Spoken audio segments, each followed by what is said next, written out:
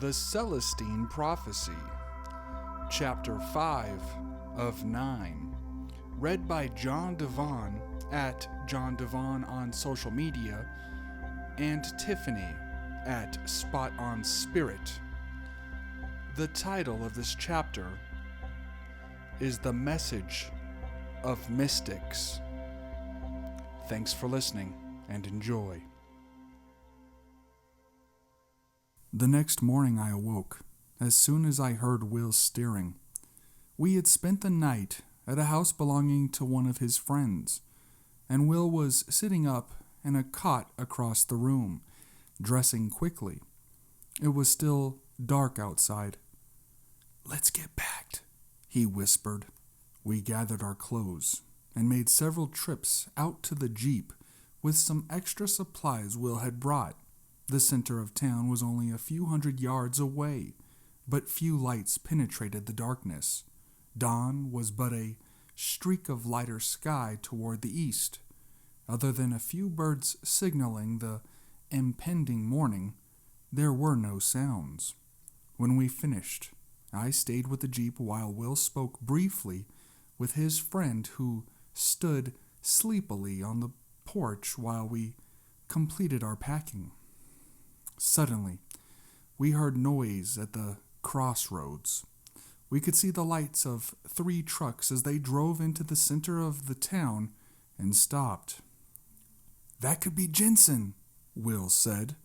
"Let's walk over there and see what they're doing, but carefully." We made our way across several streets and into an alley that entered the main road about 100 feet from the trucks. 2 of the vehicles were being filled with fuel, and the other was parked in front of the store. 4 or 5 people stood nearby. I saw Marjorie walk out of the store and place something in the truck there, then walk casually toward us, gazing into the adjacent shops. "Walk over there and see if you can get her to come with us," Will whispered. "I'll wait for you here." I slipped around the corner, and as I walked toward her, I was horrified. Behind her, in front of the store, I noticed for the first time that several of Jensen's men carried automatic weapons. A few moments later, my fright intensified. In the streets, across from me, armed soldiers crouched low and slowly approached Jensen's group. At the exact time Marjorie saw me, Jensen's men saw the others and scattered. A burst of machine gun fire filled the air. Marjorie looked at me with terror in her eyes. I rushed forward and grabbed her. We ducked into the next alley. More shots were being fired amid angry shouting in Spanish. We tripped over a pile of empty cartons and fell, our faces almost touching. "Let's go," I said, jumping to my feet. She struggled up, then pulled me down again, nodding ahead to the end of the alley. 2 men with weapons were hiding with their backs to us. Looking down the next street, we froze. Finally, the men raced across the street to the wooded area beyond. I knew we had to get back to the house of Wilson's friend, to the Jeep. I was sure Will would go there. We crept carefully to the next street. Angry shouting and gunfire could be heard toward the right, but we could see no one. I looked left. Nothing there either. No sign of Will. I figured he had run ahead of us. "Let's run across to the woods," I said to Marjorie, who was now alert and looking determined. "Then," I continued, "we'll stay along the edge of the woods and bear left.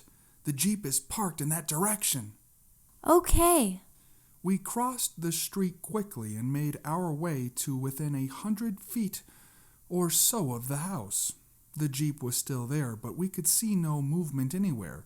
As we prepared to dash across the last street to the house, a military vehicle turned a corner to our left and proceeded slowly toward the dwelling.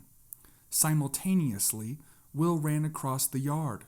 started the Jeep, and sped away in the opposite direction. The vehicle pursued. "Damn," I said.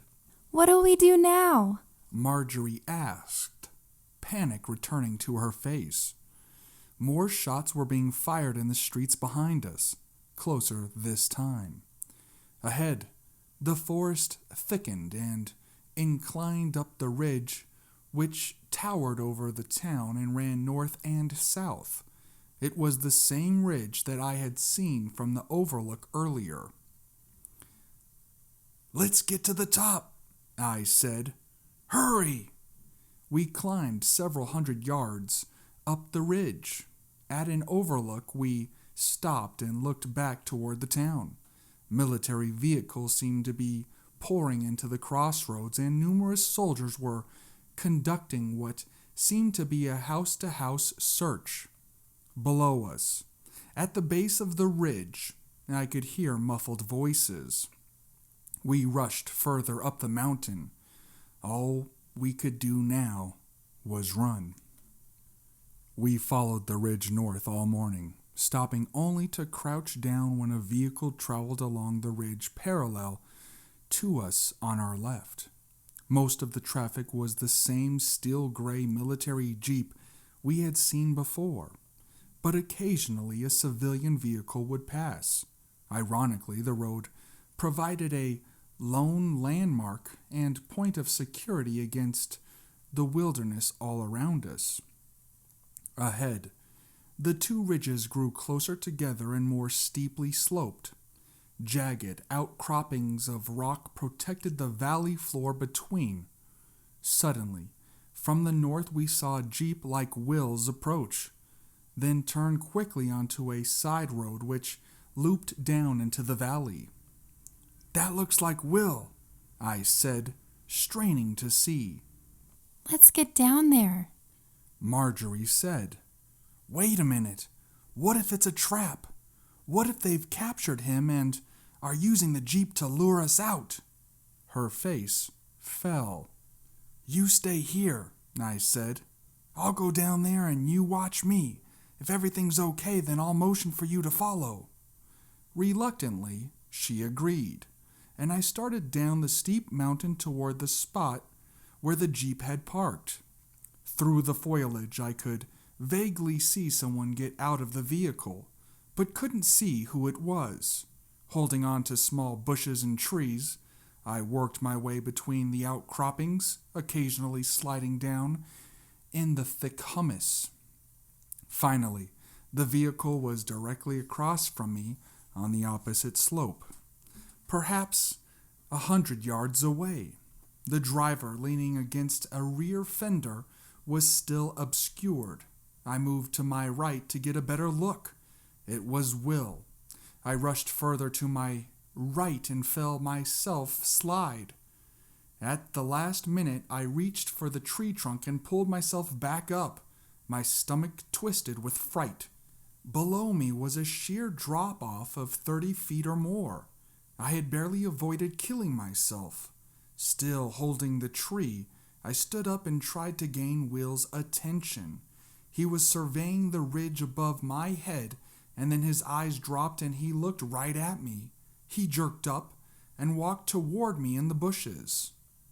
I pointed down to the steep gorge. He surveyed the valley floor, then called to me. "I don't see a way across," he said. "You'll have to move down the valley and cross there."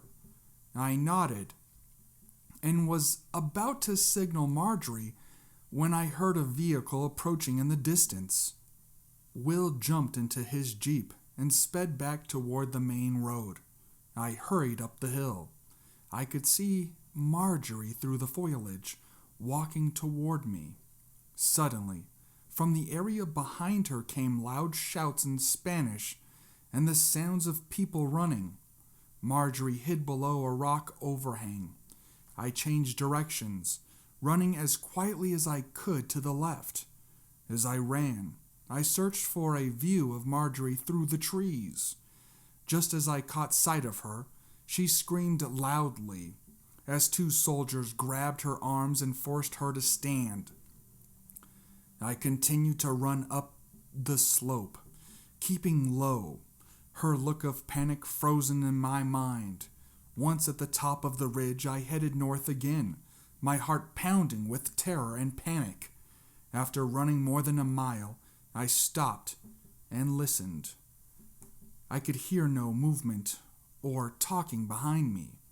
Lying flat on my back, I tried to relax and think clearly, but the awful specter of Marjorie's capture was overwhelming. Why did I ask her to remain on the ridge alone? What should I do now? I sat up and took a deep breath and gazed over at the road on the other ridge. I had seen no traffic while I was running. Again, I listened intently, nothing except the visual forest sounds. Slowly, I began to calm down. After all, Marjorie had only been captured. She was guilty of nothing except running from gunfire.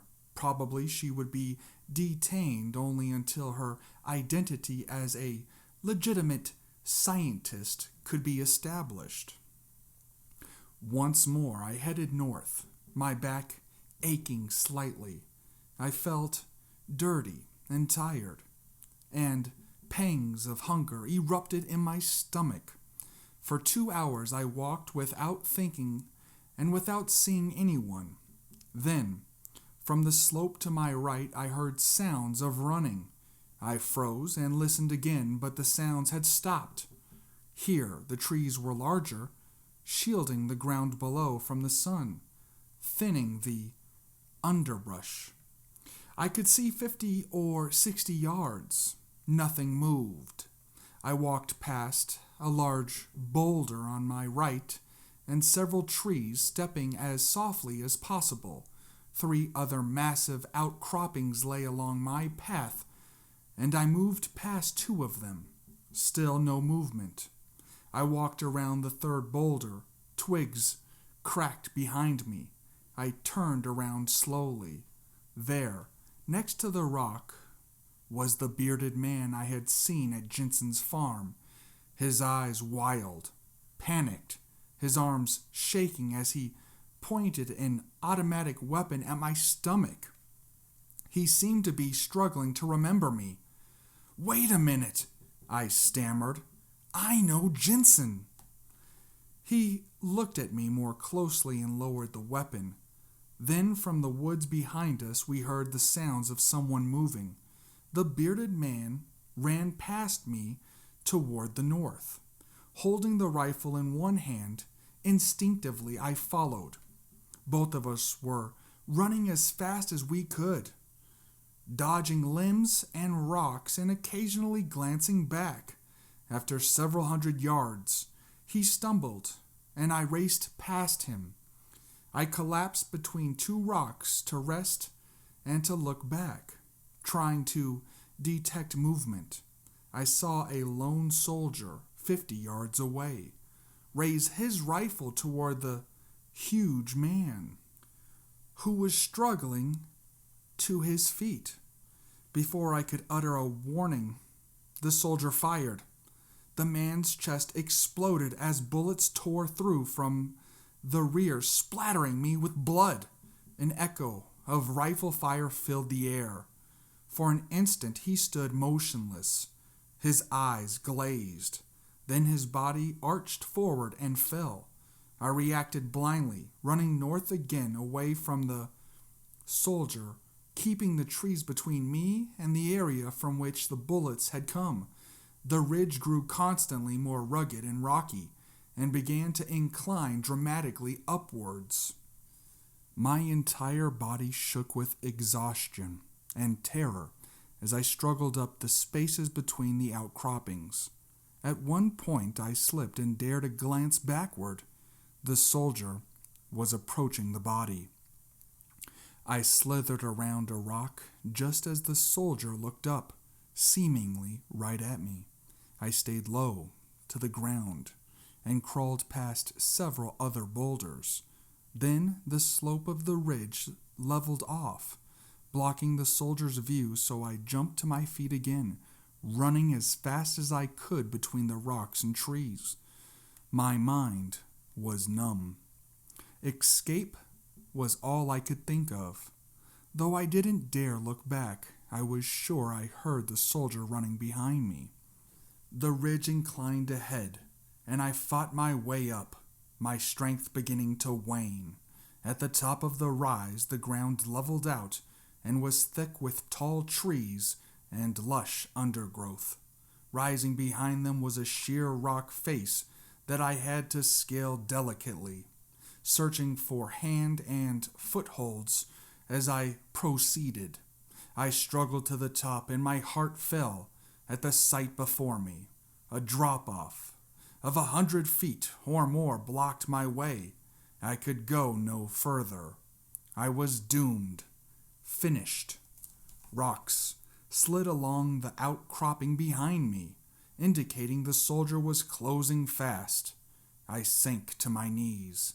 I was exhausted, spent, and with a final sigh I released the last of my fight, accepting my fate.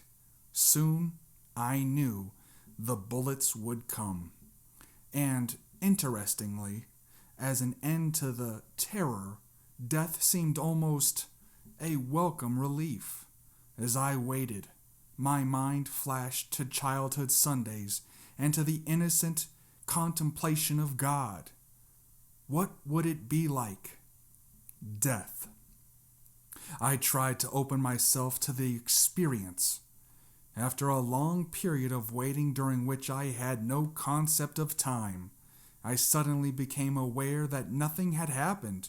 I looked around and noticed for the first time that I was positioned on the highest peak of the mountain. Other ridges and cliffs fell away from this point, leaving me with a panoramic view in all directions. A movement caught my eye.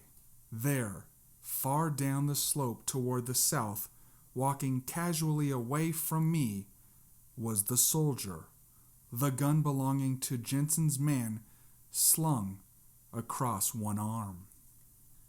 The sight warmed my body and filled me with ripples of silent laughter. I had somehow survived. I turned and sat cross-legged and savored the euphoria. I wanted to stay here forever. The day was brilliant with sunshine and blue sky. As I sat there, I was struck by the closeness of the purple hills in the distance, or rather, the feeling that they were close. The same perception applied to the few puffs of white cloud drifting overhead. I felt as if I could reach out and touch them with my hand. As I reached up toward the sky, I noticed something different about the way my body felt. My arm had glided upward with incredible ease, and I was holding my back, neck, and head perfectly straight with absolutely no effort. From my position, sitting cross-legged, I stood up without using my arms and stretched. The feeling was one of total lightness. Looking at the distant mountains, I noticed that a daytime moon had been out and was about to set. It looked to be about a quarter full and hung over the horizon like an inverted bowl. Instantly, I understood why it had that shape. The sun, millions of miles directly above me, was shining only on the top of the sinking moon. I could perceive the exact line between the sun and the lunar surface, and this recognition somehow extended my consciousness outward even farther. I could imagine the moon having already dipped below the horizon and the exact reflected shape it would present to those who lived further west and could still see it. Then I imagined how it would look when it moved directly under me on the other side of the planet. To the people there, it would appear full because the sun over my head would shine past the earth and strike the moon squarely. This picture sent a rush of sensation up my spine, and my back seemed to straighten even more as I conceived. No, I experienced the same amount of space commonly felt over my head as also existing under my feet, on the other side of the globe. For the first time in my life, I knew the Earth's roundness not as an intellectual concept, but as an actual sensation. At one level, this awareness excited me, but at another, it seemed perfectly ordinary and natural.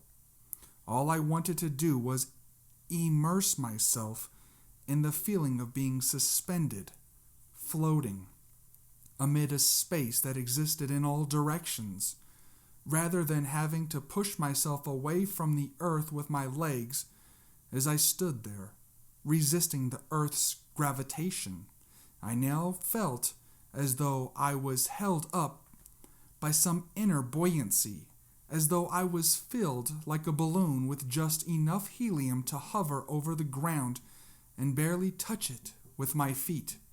It was similar to being in perfect athletic condition, as after a year of intense exercise, only far more coordinated and light.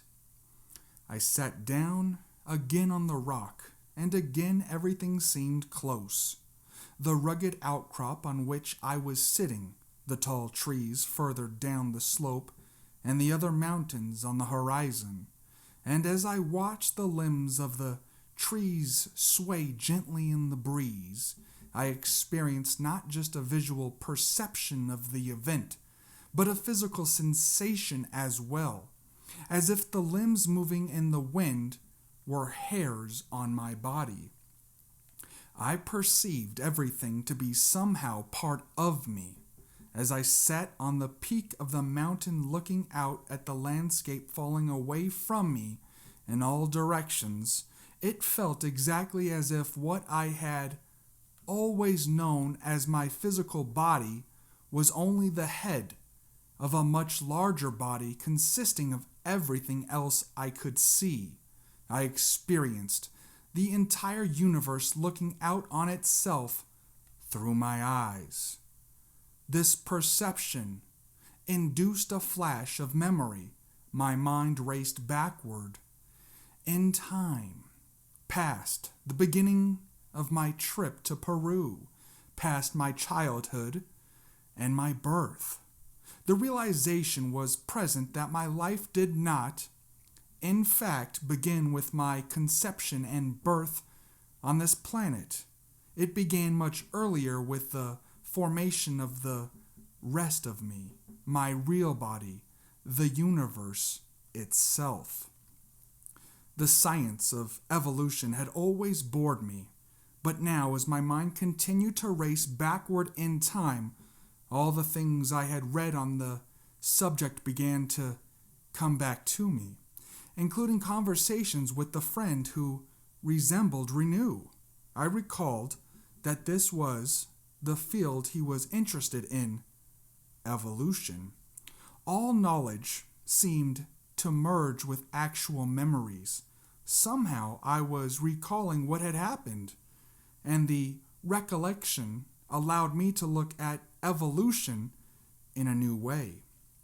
I watched as the first matter exploded into the universe, and I realized, as the third insight had described, that there was nothing truly solid about it. Matter was only energy vibrating at a certain level, and in the beginning, matter existed only in its simplest vibratory form, the element we call hydrogen. That's all there was in the universe, just hydrogen. I observed the hydrogen atoms begin to gravitate together, as if the ruling principle, the urge of this energy was to begin a movement into a more complex state, And when pockets of this hydrogen reached a sufficient density, it began to heat up and to burn, to become what we call a star. And in this burning, the hydrogen fused together and leaped into the next higher vibration, the element we call helium.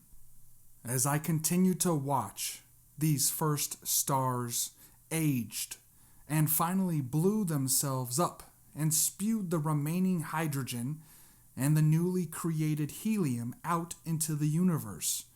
And the whole process began again. The hydrogen and helium gravitated together until the temperature became hot enough for new stars to form, and that in turn fused the helium together, creating the element lithium, which vibrated at the next higher level, and so on. Each successive generation of stars creating matter that had not existed before, until the wide spectrum of matter, the basic chemical elements, had been formed and scattered everywhere. Matter had evolved from the element hydrogen, the simplest vibration of energy, to carbon, which vibrated at an extremely high rate. The stage was now set for the next step in evolution. As our sun formed, pockets of matter fell into orbit around it, and one of them, the Earth, contained all the newly created elements, including carbon. As the Earth cooled, gases once caught in the molten mass migrated to the surface and merged together, forming water vapor, and the great rains came, forming oceans on thin, barren crust. Then, when water covered much of the Earth's surface, the skies cleared and the sun, burning brightly, bathed the new world with light and heat and radiation. And in the shallow pools and basins, amid the great lightning storms that periodically swept the planet, matter leaped past the vibratory level of carbon to an even more complex state, to the vibration represented by the amino acids. But for the first time, this new level of vibration was not stable in and of itself.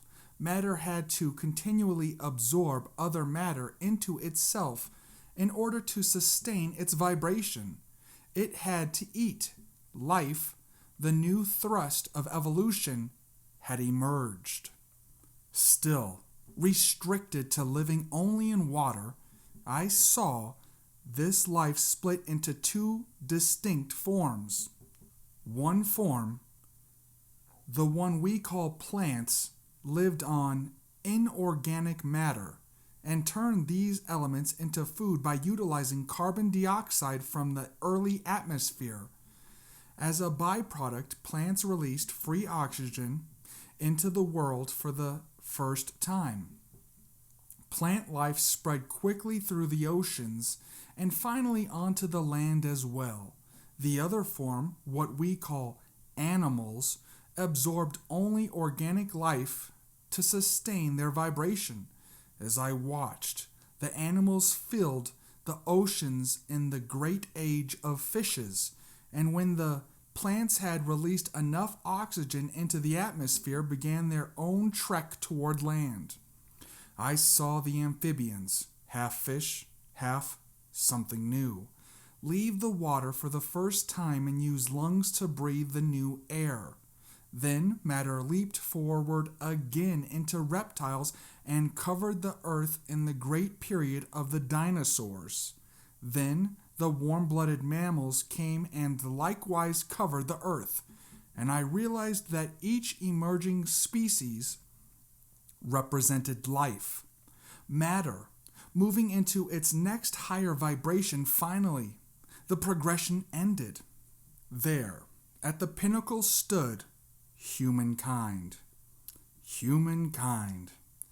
The vision ended.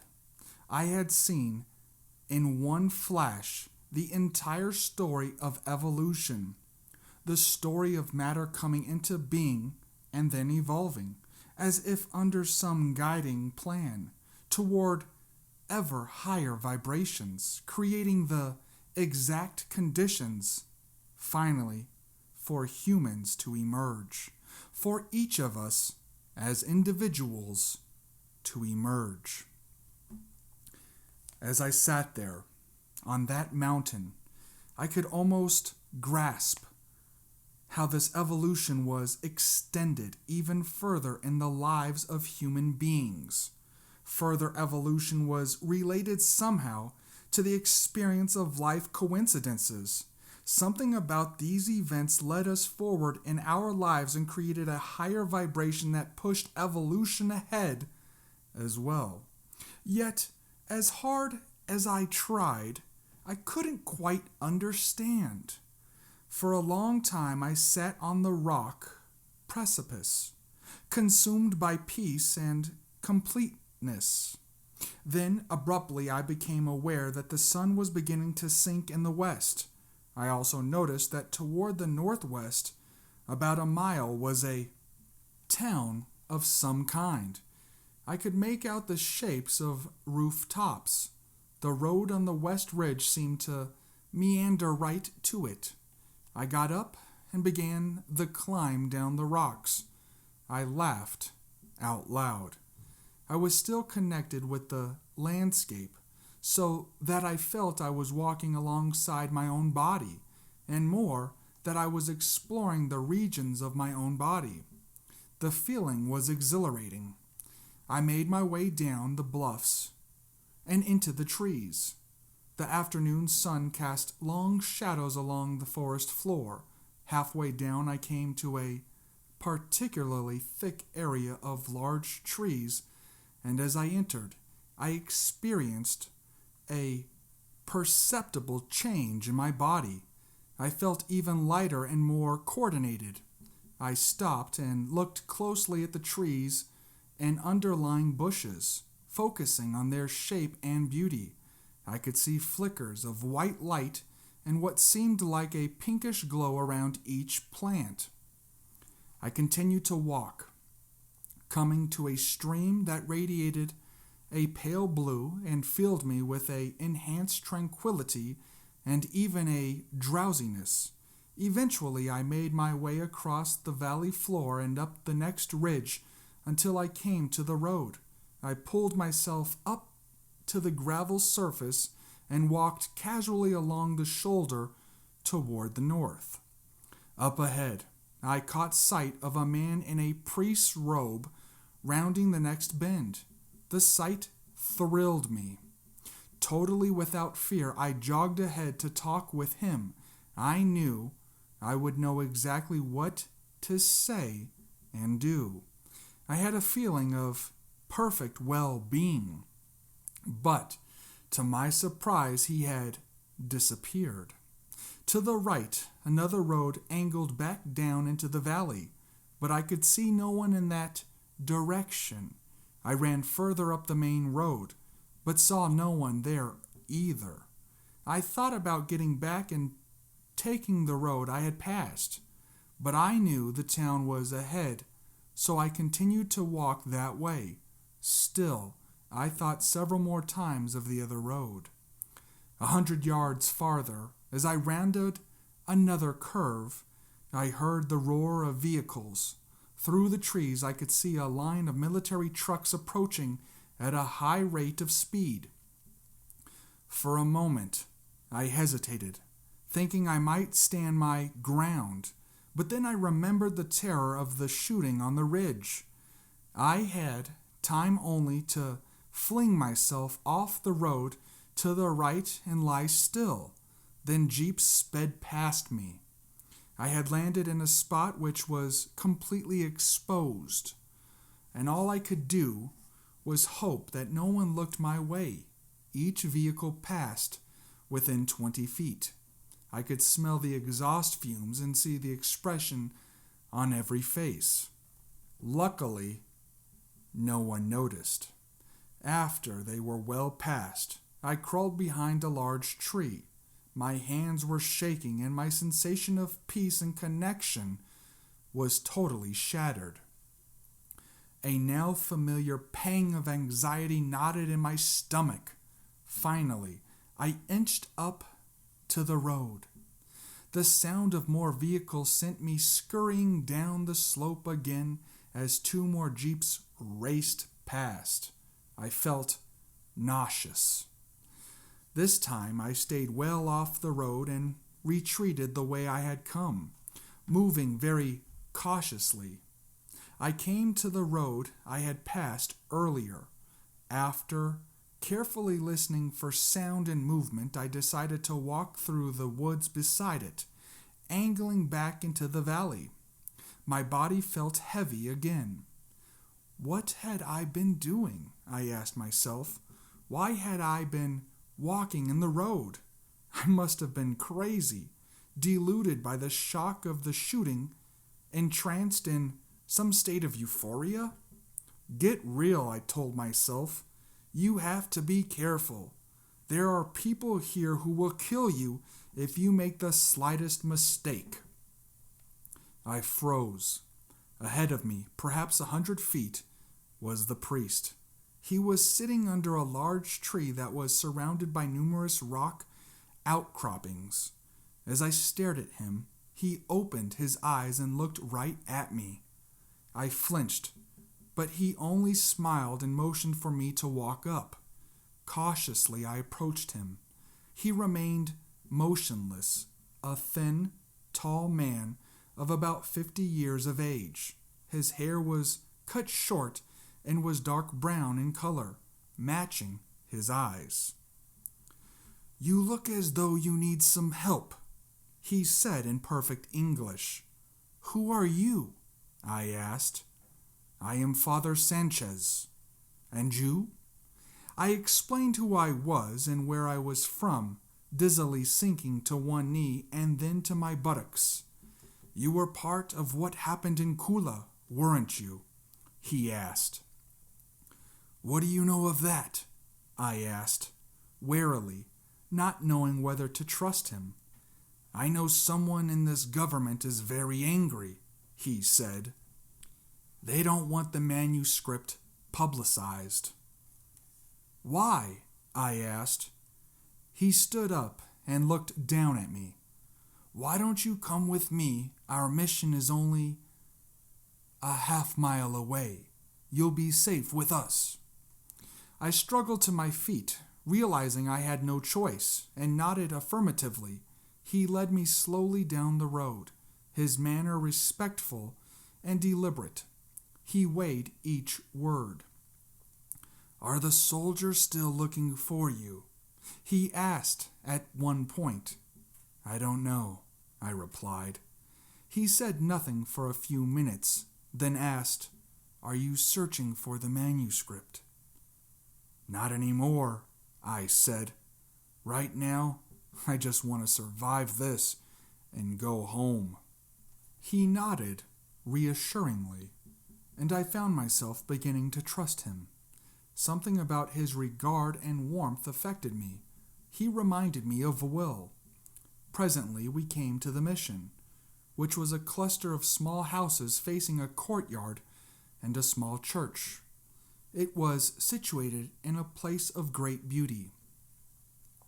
As we walked up, he told me of the other robed men, something in Spanish, and they scurried away. I tried to see where they were going, but fatigue was engulfing me. The priest led me into one of the houses. Inside was a small living area and 2 bedrooms. A fire burned in the fireplace. Soon after we entered, another priest walked in with a tray of bread and soup. Wearily, I ate as Sanchez sat politely in the chair beside me.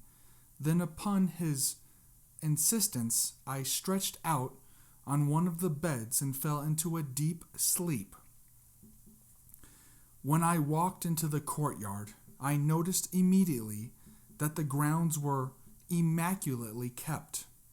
The gravel walkways were edged with precisely arranged bushes and hedges. Each seemed to be placed so as to accent their full natural shape. None were trimmed. I stretched and felt the starched shirt I had put on. It was made of coarse cotton and chafed my neck slightly. Still, it was clean and freshly ironed. Earlier I had awakened as two priests poured hot water into a tub and laid out fresh clothes. After I had bathed and dressed, I had walked into the other room and found hot muffins and dried fruit on the table. I had eaten ravenously while the priest stood by.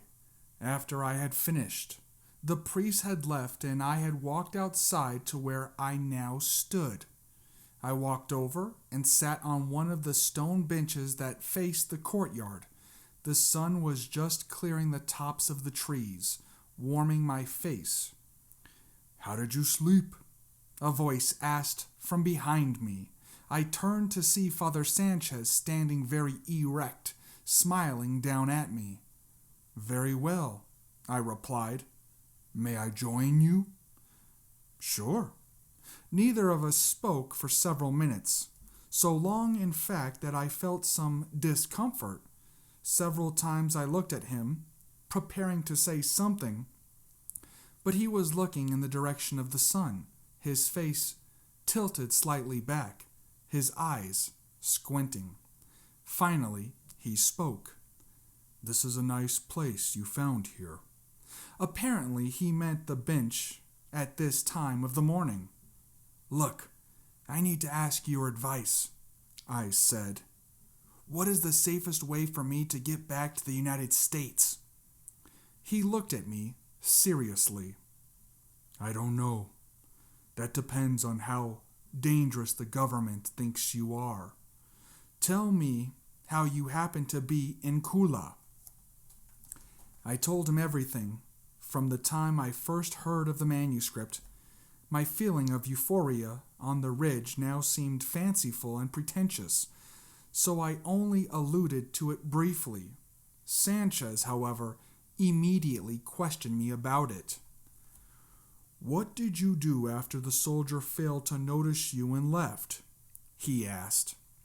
"I just sat up there for a few hours," I replied. "Feeling relieved, I guess." "What else did you feel?" he asked. I squirmed somewhat, then decided to attempt a description. "It's hard to describe," I said. "I felt this euphoric connection with everything and this total kind of security and confidence. I was no longer tired." He smiled. "You had a mystical experience. Many people report them in that forest near the peak." I nodded tentatively. He turned on the bench to face me more directly. "This is the experience the mystics of every religion have always described. Have you read anything about such experiences?" "Some years ago," I said, "but until yesterday it was only an intellectual concept." "Yeah, I suppose." A young priest walked up and nodded to me, then whispered something to Sanchez. Sanchez nodded, and the young priest turned and walked away. The older priest watched every step the young man took. He crossed the courtyard and entered a park-like area about 100 feet away.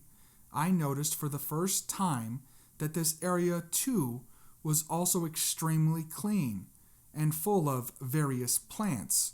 The young priest walked to several locations, hesitating at each one as though searching for something. Then at one specific location sat down. He appeared to be engaged in an exercise of some kind. Sanchez smiled and looked pleased, then turned his attention to me. "I think it is probably unsafe for you to attempt to go back right now," he said. but I will try to find out what the situation is and if there is any word about your friends." He stood up and faced me. "I must attend to some chores. Please understand that we will assist you in any way possible. For now, I hope you will be comfortable here. Relax and gain your strength." I nodded. He reached inside his pocket and pulled out some papers and handed them to me. "This is the 5th insight. It speaks about the kind of experience you had. I think you might find it interesting." I took it reluctantly as he continued speaking. "What was your understanding of the last insight you read?" he asked. I hesitated. I didn't want to think about manuscripts and insights. Finally, I said that humans are stuck in a kind of competition for each other's energy. When we get others to acquiesce to our view, they identify with us, and that pulls their energy into us, and we feel stronger. He smiled. "So the problem is that everyone is trying to control and manipulate each other for energy because we feel short of it?" "That's right." "But there is a solution, another source of energy?" "That's what the last insight implied." He nodded and walked very deliberately into the church. For a few moments I leaned forward and rested my elbows on my knees. Not looking at the translation, I continued to feel reluctant. The events of the last 2 days had dampened my enthusiasm, and I preferred instead to think of how I might return to the United States. Then, in the wooded area across the way, I noticed the young priest stand up and walk slowly to another location about 20 feet from where he was. He turned toward me again and sat down. I was intrigued over what he might be doing.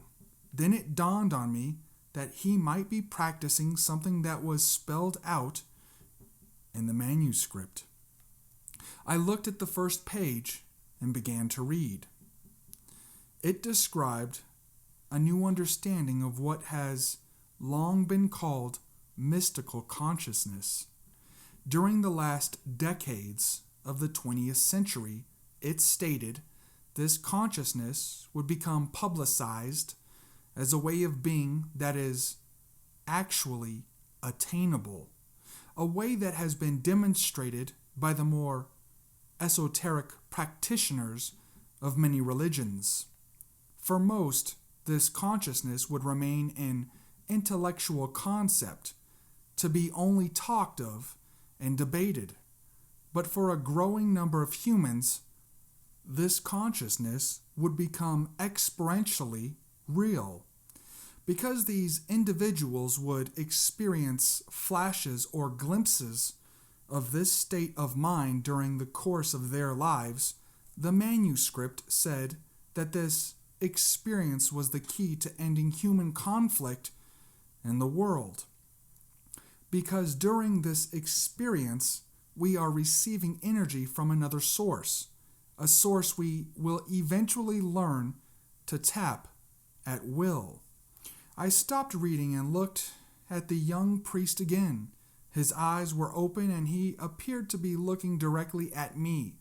I nodded, even though I couldn't make out the details of his face. To my surprise, he nodded back to me and smiled faintly. Then he stood up and walked toward my left, heading toward the house in that direction. He avoided my eyes as I watched him cross the courtyard and enter the dwelling. Behind me, I heard footsteps and turned to see Sanchez leaving the church. He smiled as he approached me. "That didn't take long," he said. "Would you like to see more of the grounds?" "Yes, I would," I replied. "Tell me about these sitting areas you have. I pointed toward the area where the young priest had been. Let's walk up there, he said. As we strolled across the courtyard, Sanchez told me that this mission was over 400 years old and was founded by a unique missionary from Spain, who felt the way to convert the local Indians was through their hearts, not through coercion with the sword. The approach had worked, Sanchez went on, and partly because of this success and partly due to the remote location, the priest had been left alone to follow his own course. We carry on his tradition of looking inward for the truth, Sanchez said. The sitting area was landscaped immaculately. About half an acre of dense forest had been cleared, and the bushes and flowering plants beneath were interspersed with walkways made of smooth river stone. Like those in the courtyard, the plants here were also spaced perfectly, accentuating their unique shape. "Where would you like to sit down?" Sanchez asked. I looked around at my options. In front of us were several arranged areas, nooks which seemed complete unto themselves. All contained open spaces, surrounded by beautiful plants and rocks and larger trees of varying shapes. One, to our left, where the young priest had been last sitting, had more outcroppings of stone. "How about over there?" I said. He nodded and we walked over and sat down. Sanchez breathed deeply for several minutes, then looked at me. "Tell me more about your experience on the ridge," he said. I felt resistant. I don't know what else I can say about it. It didn't last. The priest looked at me sternly. Just because it ended when you became afraid again doesn't negate its importance, does it? Perhaps it is something to be regained. "Maybe," I said, "but it's hard for me to concentrate on feeling cosmic when people are trying to kill me." He laughed, then looked at me warmly. "Are you studying the manuscript here at the mission?" I asked. "Yes," he said. "We teach others how to pursue the kind of experience you had on the ridge. You wouldn't mind getting some of that feeling back, would you?" A voice from the courtyard interrupted. A priest calling for Sanchez. The older man excused himself and walked down to the courtyard and talked with the priest who had summoned him. I sat back and looked at the plants and rocks nearby, taking my eyes slightly out of focus. Around the bush closest to me, I could barely make out an area of light, but when I tried it on the rocks, I could see nothing. Then I noticed Sanchez walking back. "I must leave for a while," he said as he reached me. "I'll be going into town for a meeting, so perhaps I can acquire some information concerning your friends, or at least how safe it is for you to travel." "Good," I said. "Will you be back today?" "I don't think so," he replied. "More like tomorrow morning." I must have looked insecure because he walked closer and placed his hand on my shoulder. "Don't worry, you are safe here. Please make yourself at home. Look around.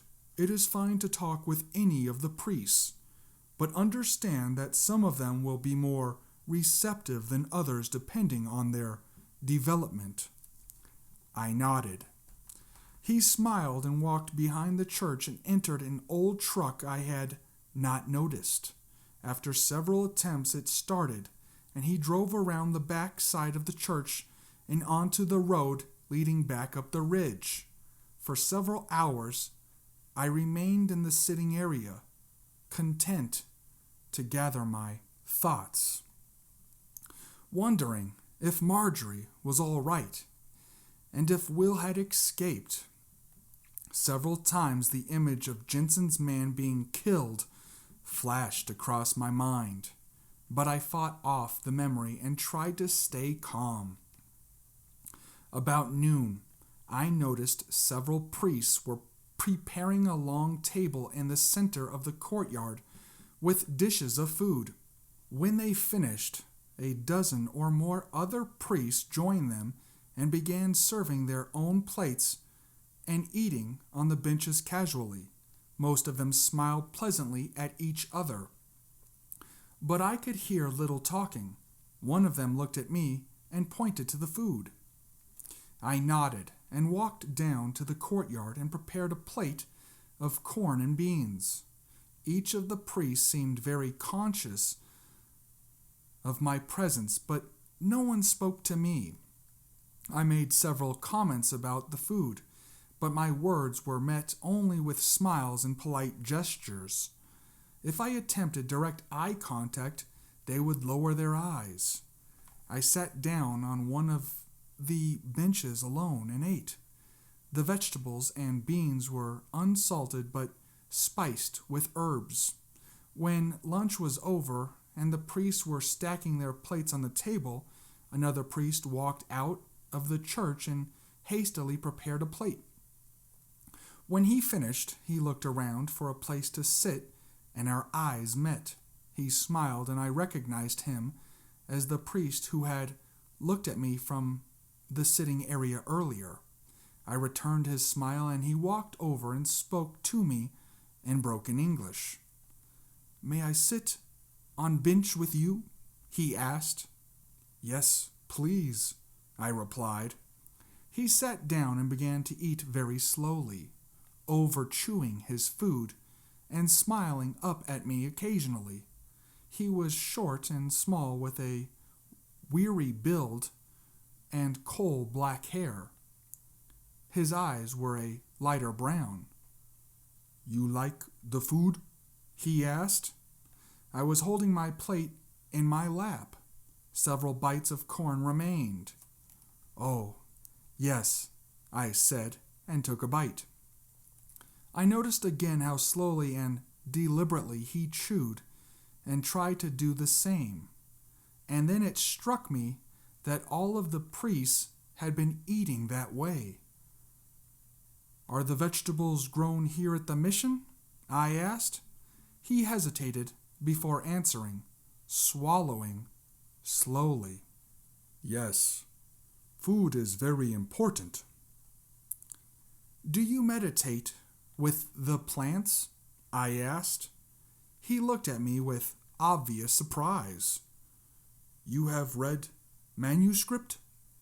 he asked. "Yes, the first 4 insights." "Have you grown food?" he asked. "Oh no, I'm just learning about all this." "Do you see energy fields?" "Yes, sometimes." We sat in silence for a few minutes while he carefully ate several more bites. "Food is the first way of gaining energy," he said. I nodded. "But in order to totally absorb energy in food, the food must be appreciated, eh?" He seemed to be struggling for the right English word. "Savored," he finally said. "Taste is the doorway. You must appreciate taste. This is the reason for prayer before eating. It is not just about being thankful. It is to make eating a holy experience, so the energy from the food can enter your body." He looked closely at me, as though to see whether I understood. I nodded without comment. He looked thoughtful.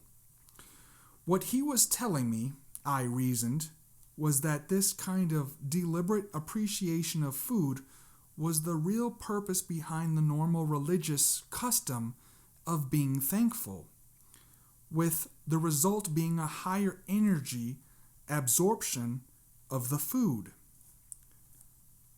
But taking in food is only first step, he said.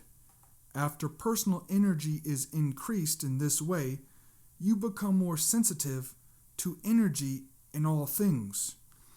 And then you learn to take this energy into yourself without eating. I nodded affirmatively. Everything around us, he continued, has energy, but each has its own special kind. That is why some places increase energy more than others. It depends on how your shape fits with the energy there. Is that what you were doing up there earlier? I asked. Increasing your energy? He looked pleased. Yes. How do you do that? I asked. You have to be open, to connect, to use your sense of appreciation, as in seeing fields. But you take this one step further, so that you get the sensation of being filled up. I'm not sure I follow you.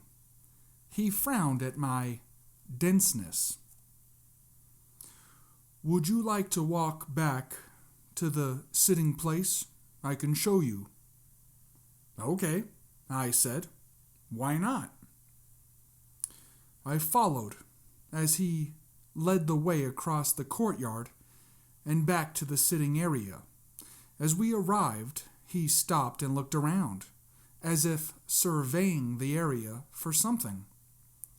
Over there, he said, pointing to a spot that bordered the dense forest. We followed the path as it wound through the trees and bushes.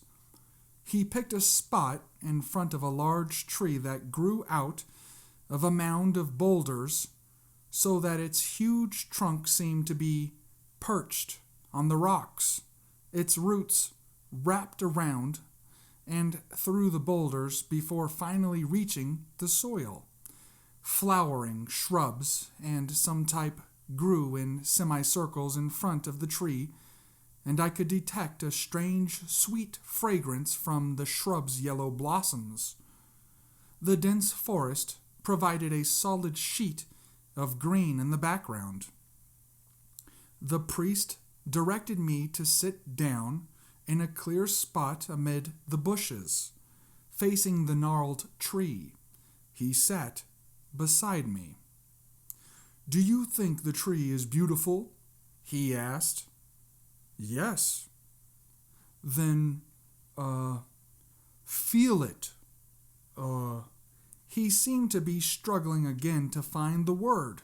He thought for a moment and then asked, Father Sanchez told me that you had an experience on the ridge. Can you remember how you felt? I felt light and secure and connected. How connected? That's hard to describe, I said, like the whole landscape was part of me. But what was the feeling? I thought for a minute. What was the feeling? Then it came to me. Love, I said. I guess I felt a love for everything. Yes, he said. That is it. Feel that for the tree. But wait a minute, I protested. Love is something that just happens. I can't make myself love anything. You do not make yourself love, he said. You allow love to enter you. But to do this, you must position your mind by remembering what it felt like and try to feel it again. I looked at the tree and tried to remember the emotion on the ridge. Gradually, I began to admire its shape and presence.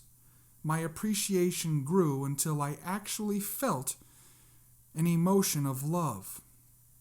The feeling was exactly the one I remember as a child for my mother, and as a youth for the special little girl that was the object of my puppy love. Yet even though I had been looking at the tree, this particular love existed as a general background feeling. I was in love with everything. The priest slid away several feet and looked back at me intensely. "Good," he said. "You are accepting the energy." I noticed his eyes were slightly out of focus. "How do you know?" I asked. "Because I can see your energy field getting larger." I closed my eyes and tried to reach the intense feelings I had acquired on the ridge top, but I couldn't duplicate the experience. What I was feeling was on the same continuum, but to a lesser degree than before. The failure made me frustrated. "What happened?" he asked. "Your energy fell." "I don't know," I said. "I just couldn't do it as strongly as before." He just looked at me, amused at first, then with impatience. "What you experienced on the ridge was a gift, a breakthrough, a look at a new way. Now you must learn to get that experience by yourself, a little at a time."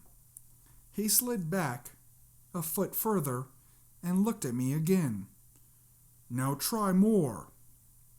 I closed my eyes and tried to feel deeply. Eventually, the emotion swept over me again. I stayed with it, attempting to increase the feeling by small increments.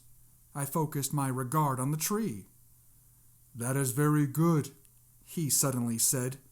"You are receiving energy and giving it to the tree." I looked at him squarely. "I'm giving it back to the tree?" "When you appreciate the beauty and uniqueness of things," he explained, "you receive energy. When you get to a level where you feel love, then you can send the energy back just by willing it so." For a long time I sat there with the tree.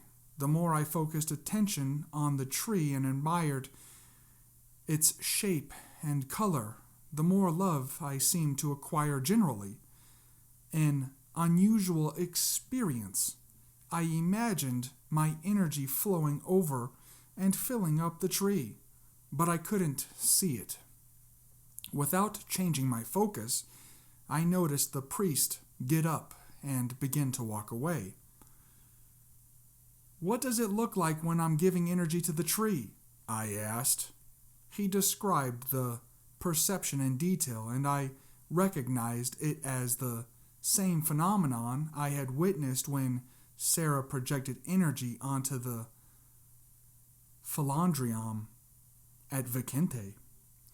Though Sarah was successful, she apparently wasn't aware that a state of love was necessary for the projection to take place. She must have been acquiring a love state naturally, without realizing it. The priest walked down toward the courtyard and out of my range of vision. I remained in the sitting area until dusk. The two priests nodded politely as I entered the house.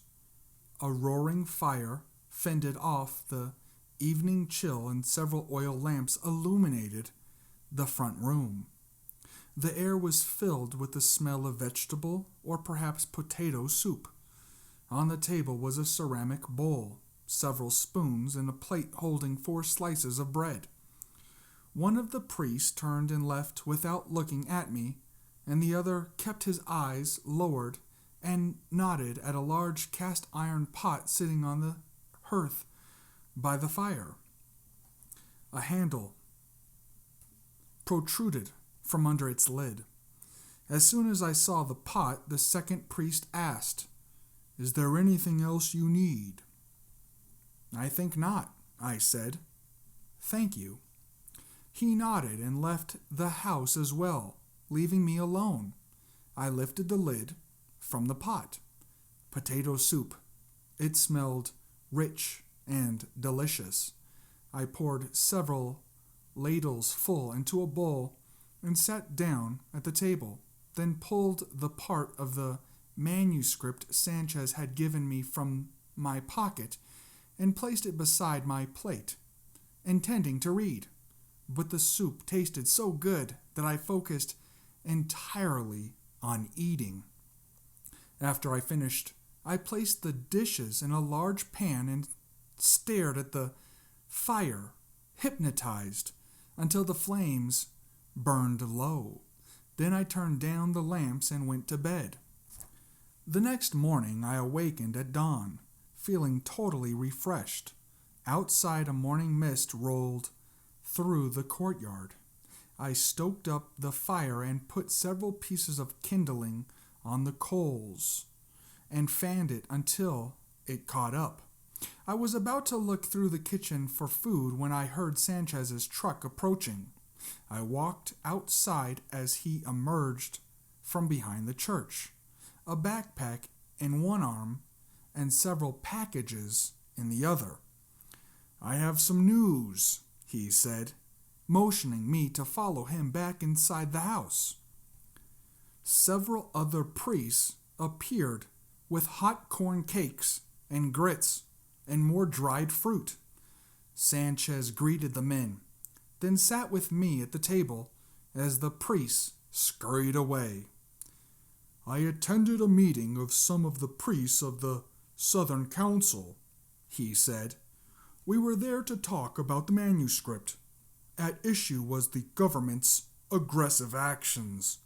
This was the first time any group of priests has met publicly in support of this document, and we were just beginning our discussion when a government representative knocked on the door and asked to be admitted." He paused as he served his plate and took several bites, chewing them thoroughly.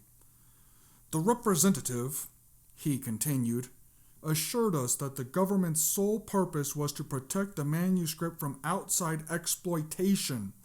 He informed us that all copies being held by Peruvian citizens must be licensed. He said he understood our concern, but asked us to comply with this law and turn in our copies. He promised that government duplicates would be issued back to us at once." "Did you turn them in?" I asked. "Of course not." We both ate for a few minutes. I tried to overchew, to appreciate the taste. "We asked about the violence in Kula," he went on, "and he told us that this was a necessary reaction against a man called Jensen, that several of his men were armed agents from another country. He said they planned to find and steal the undiscovered part of the manuscript and remove it from Peru, so the government had no choice but to arrest them. There was no mention of you or your friends." "Did you believe the government man?" "No, we didn't. After he left, we continued the meeting. We agreed that our policy would be one of quiet resistance. We will continue to make copies and distribute them carefully." "Will your church leaders allow you to do that?" I asked. "We don't know," Sanchez said. "The church elders have disapproved of the manuscript, but so far have not seriously investigated who is involved with it. Our main concern is a cardinal who resides farther north, Cardinal Sebastian. He is the most vocal in opposition to the manuscript and is very influential. If he convinces the leadership to issue strong proclamations, then we will have a very interesting decision to make. He is afraid? Why? I haven't spoke with him in a long time, and we always avoid the subject of the manuscript. But I believe he thinks man's role is to participate in the cosmos, ignorant of spiritual knowledge, by faith alone. He thinks the manuscript will undermine the status quo, the lines of authority in the world. How would it do that? He smiled and tilted his head back slightly. The truth shall set you free. I was looking at him, trying to understand what he meant, eating the last of the bread and fruit on my plate. He ate several more tiny bites and pushed his chair back. You seem much stronger, he said. Did you talk with anyone here? Yes, I replied. I learned a method of connecting with the energy from one of the priests. I didn't catch his name. He was in the sitting area while we were talking in the courtyard yesterday morning, remember? When I spoke with him later, he showed me how to absorb energy and then to project it back. His name is John, Sanchez said, then nodded for me to go on. It was an amazing experience, I said. By remembering the love I felt, I was able to open up. I sat up there all day simmering in it. I didn't reach the state I experienced on the ridge, but I got close. Sanchez looked more serious. The role of love has been misunderstood for a long time. Love is not something we should do to be good or to make the world a better place out of some abstract moral responsibility, or because we should give up our hedonism. Connecting with energy feels like excitement, then euphoria, and then love. Finding enough energy to maintain that state of love certainly helps the world, but it most directly helps us. It is the most hedonistic thing we can do. I agreed, then noticed he had moved his chair back several more feet and was looking at me intensely, his eyes unfocused. So what does my field look like? I asked. It is much larger, he said. I think you feel very good. I do. Good. That is what we do here. Tell me about that, I said. We train priests to go farther into the mountains and work with the Indians. It is a lonely job, and the priests must have great strength. All of the men here have been screened thoroughly, and all have one thing in common. Each has had one experience he calls mystical. I have been studying this kind of experience for many years, he continued, even before the manuscript was found, and I believe that when one has already encountered a mystical experience, getting back into this state and raising one's personal energy level comes much easier. Others can also connect, but it takes longer. A strong memory of the experience, as I think you learned, facilitates its recreation. After that, one slowly builds back. What does a person's energy field look like when this is happening? It grows outward and changes color slightly. What color? Normally from a dull white toward green and blue. But the most important thing is that it expands. For instance, during your mystical encounter on the ridge top, your energy flashed outward into the whole universe. Essentially, you connected and drew energy from the entire cosmos. And in turn, your energy swelled to encompass everything, everywhere. Can you remember how that felt? Yeah, I said. I felt as though the entire universe was my body and I was just the head, or perhaps more accurately, the eyes. Yes, he said. And at that moment, your energy field and that of the universe were the same. The universe was your body. I had a strange memory during that time, I said. I seem to remember how this larger body, this universe of mine, evolved. I was there. I saw the first stars formed from simple hydrogen, and then saw more complex matter evolve in successive generations of these suns. Only I didn't see matter. I saw matter as simple vibrations of energy that were evolving systematically into ever more complex higher states. Then life began and evolved to a point where humans appeared. I stopped suddenly and he noticed my changed mood.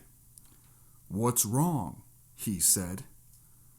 That's where the memory of evolution stopped, I explained. With humans, I felt as if the story continued, but I couldn't quite grasp it. The story does go on, he said. Humans are carrying forth the universe's evolution toward higher and higher vibrational complexity. How? I asked. He smiled, but didn't answer. Let's talk about this later. I really must check on a few things. I'll see you in an hour or so. I nodded. He picked up an apple and walked out. I wandered outside behind him, then remembered the copy of the Fifth Insight in the bedroom and retrieved it. Earlier, I had been thinking of the forest where Sanchez had been sitting when I had first met him. Even in my fatigue and panic, I had noticed that the place was extraordinarily beautiful, so I walked down the road toward the west until I came to the exact spot, then sat down there myself, leaning back against a tree. I cleared my mind and spent several minutes looking around. The morning was bright and breezy, and I watched the wind as it whipped the branches above my head. The air felt refreshing as I took in several deep breaths.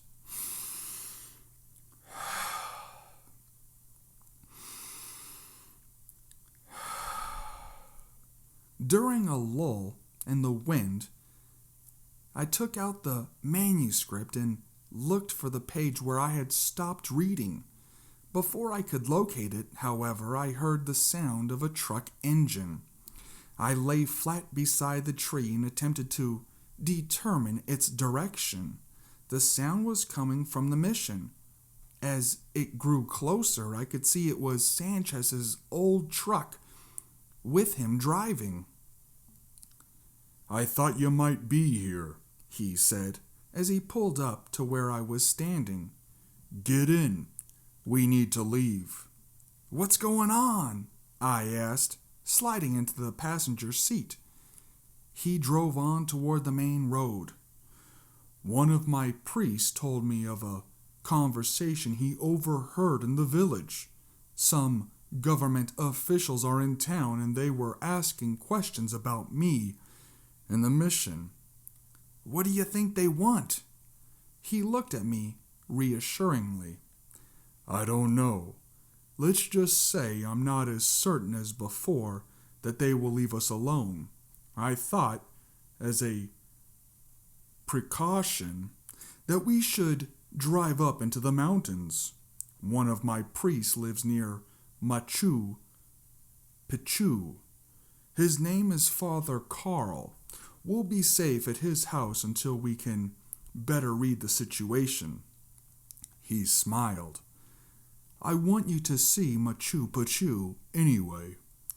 I suddenly had a flash of suspicion that he had made a deal and was taking me somewhere to turn me in. I decided to proceed cautiously and to stay alert until I found out for sure. "Did you finish the translation?" he asked. "Most of it," I said. "You had asked about human evolution. Did you finish that part?" "No." He turned his eyes from the road and looked at me intensely. I pretended not to notice. "Is something wrong?" he said.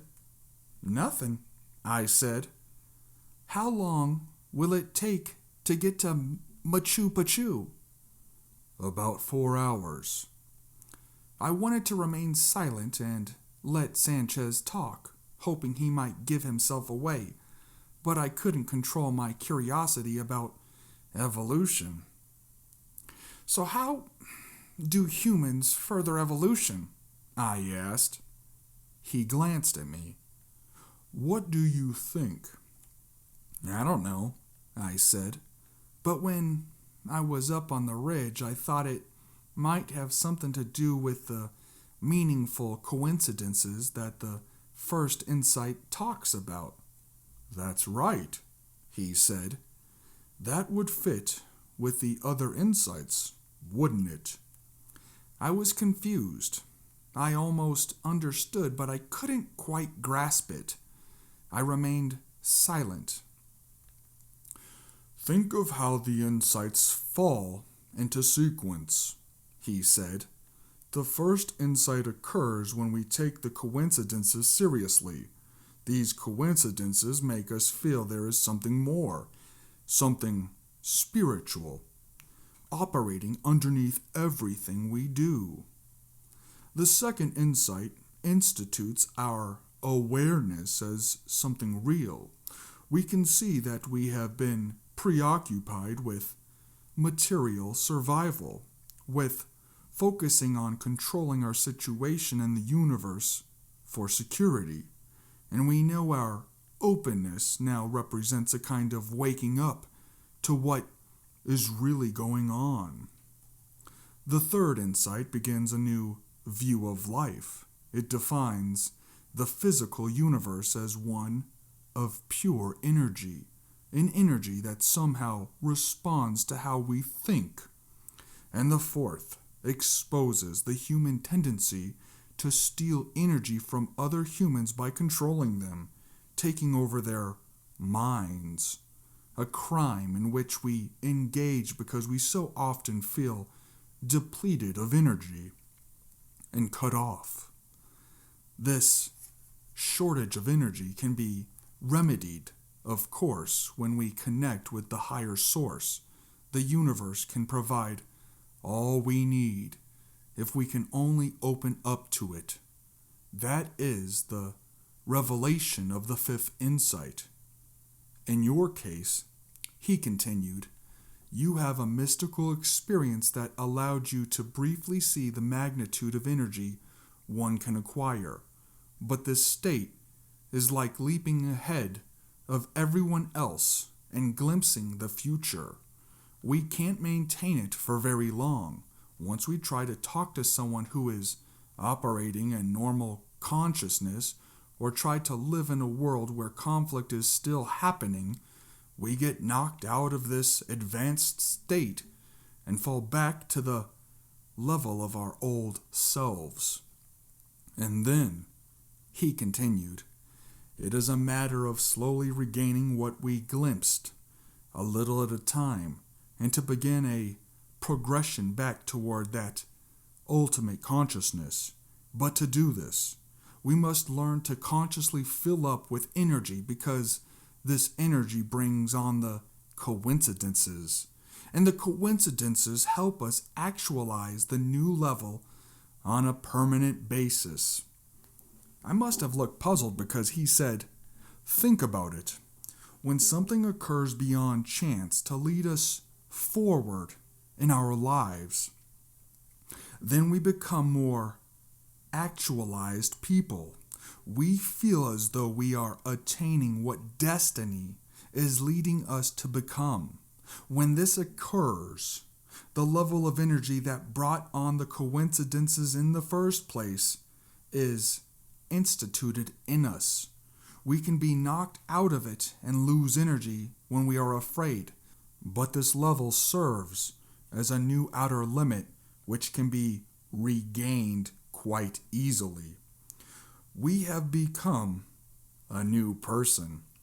We exist at a level of higher energy, at a level, get this, of higher vibration.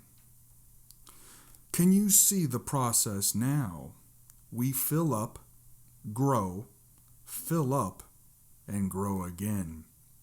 This is how we as humans continue the evolution of the universe to a higher and higher vibration.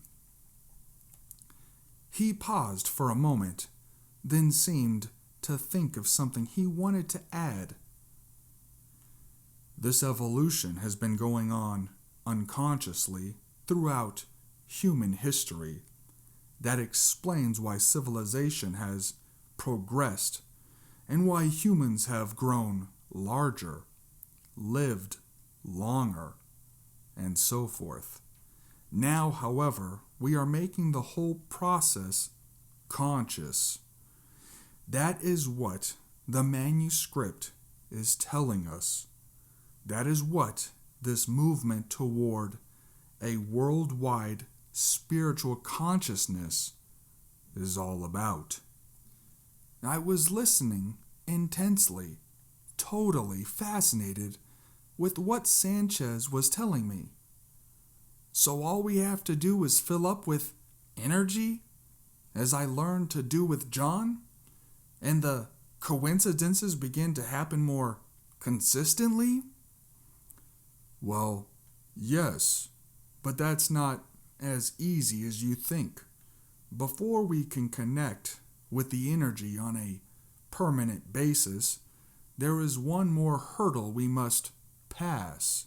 The next insight, the sixth, deals with this issue. What is it? He looked squarely at me. We must face up to our particular way of controlling others.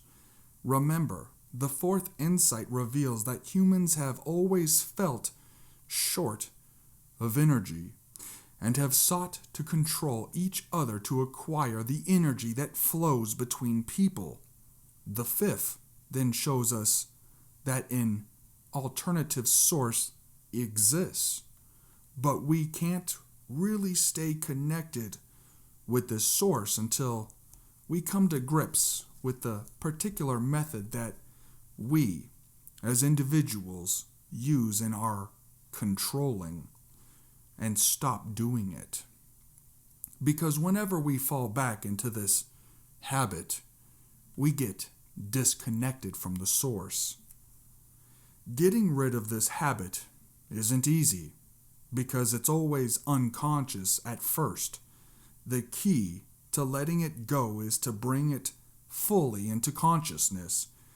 And we do that by seeing that our particular style of controlling others is one we learned in childhood to get attention, to get the energy moving our way, and we're stuck there. This style is something we repeat over and over again. I call it our unconscious control drama. I call it a drama because it is one familiar scene, like a scene in a movie, for which we write the script as youths. Then we repeat this scene over and over in our daily lives without being aware of it. All we know is that the same kind of events happen to us repeatedly. The problem is if we are repeating one particular scene over and over, than the other scenes of our real-life movie, the high adventure marked by coincidences can't go forward. We stop the movie when we repeat this one drama in order to manipulate for energy. Sanchez slowed the truck and moved carefully forward through a series of deep ruts in the road. I realized I was frustrated.